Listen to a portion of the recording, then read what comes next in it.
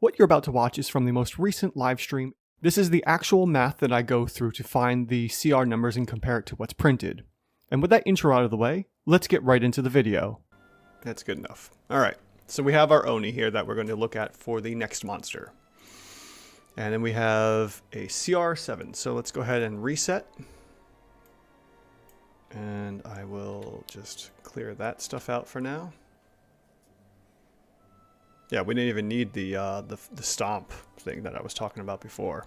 All right. So for the Oni should be a CR7, and its armor class is a 16. It is a large giant. That's a little redundant.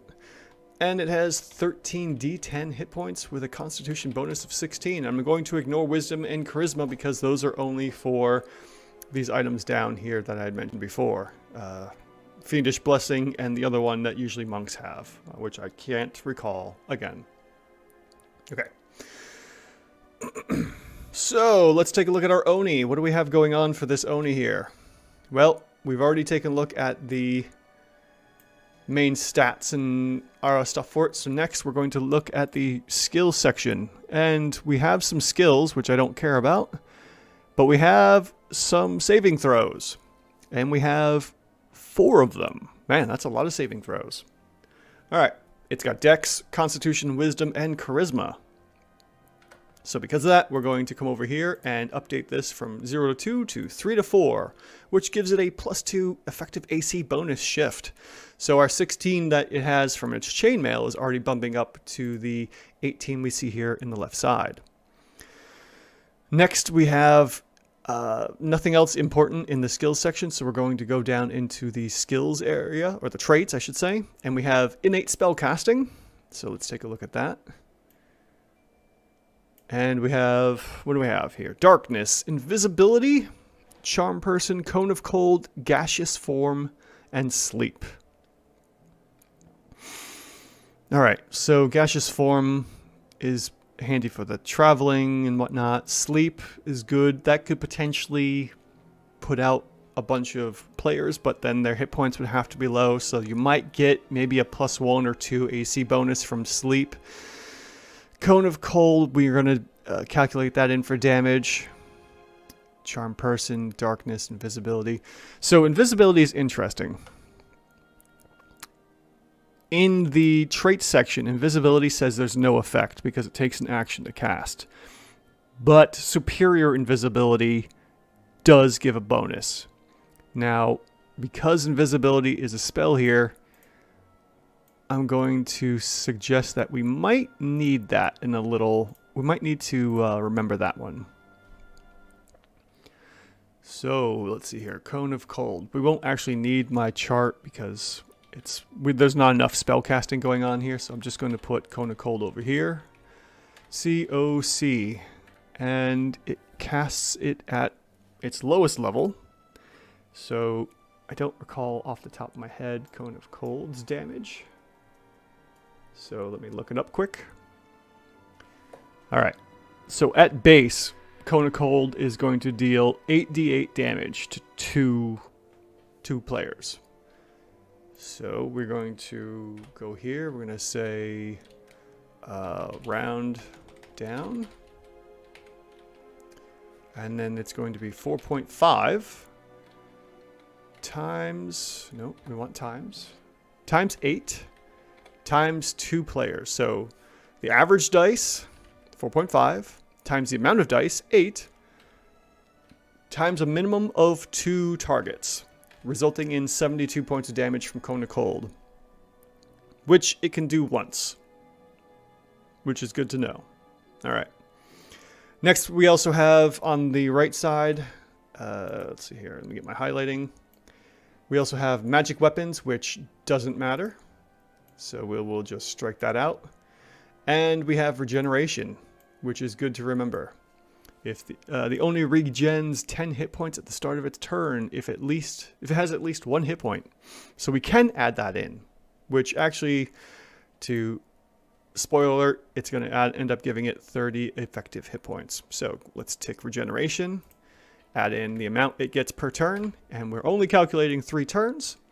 So it's going to result in a plus 30 hit point bonus.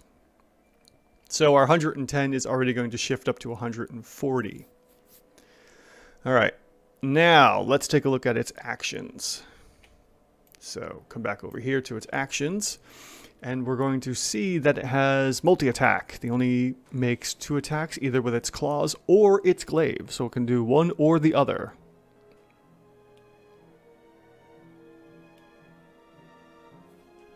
Yeah, I mean, it really... It can make 2 attacks either with its claws or its glaive. So it can either do 2 claw attacks or 2 glaive attacks, but not combining them. Whatever. Alright, and then lastly, shape change doesn't matter. That's only for purposes of infiltration and such. Alright, so let's take a look at our claws and the glaive. Alright, so our glaive's damage is going to be 15 slashing plus an additional 9.5. Oh, wait, slashing if it did damage in small or medium form. Oh, I see. So it starts as a large but can shrink down. So we will not add in the 9.5 because there is a damage shift. Interesting. Okay, so we're going to leave that at 15 for the glaive.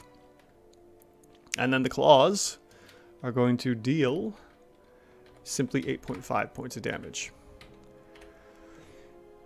Alright, so the best bet so far is going to be, well, looking at this, 2 glaive attacks in large form. So let's just do that. 2 times the glaive results in 30. But we also have a Cone of Cold we can use once, and hopefully we can target at least 2 players with it. So let's see the full attack of, let's see here, round down. This multi-attack for round 1, multi-attack for round 2, and a Cone of Cold for round 3. Then we divide that by 3, and we result in an average of 44 damage. So if you ever use an Oni, make sure to use Cone of Cold. I had an Oni once, and it lasted 1.5 rounds.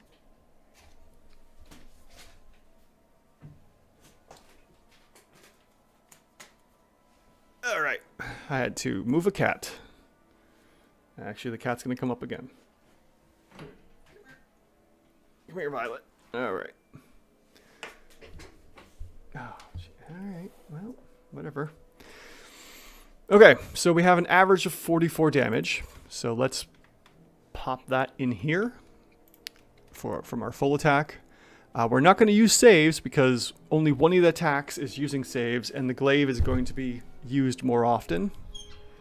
Sorry about that squeak if that came through. I'm sure it did. So we're going to look at the attack bonus for our glaive, which is a +7. So let's update that to +7. And we have, looks like everything in. I don't see anything else that we could be missing from here, except for the invisibility. And that is the concentration spell it could have for bonuses. So right now we're looking at, on our left side here, let me get out my highlighting tools. So at the moment, we're looking at a CR6 Oni. And something's off. Whenever I'm lower, I always like to verify whether or not I can get that up. And the only way I can see this going up anymore is with invisibility. So let's clear that out. And let's just pop on invisibility, even though it's not superior invisibility like from the Pixie. Because here's the interesting thing. In the wording, it says the creature can turn invisible as an action or bonus action.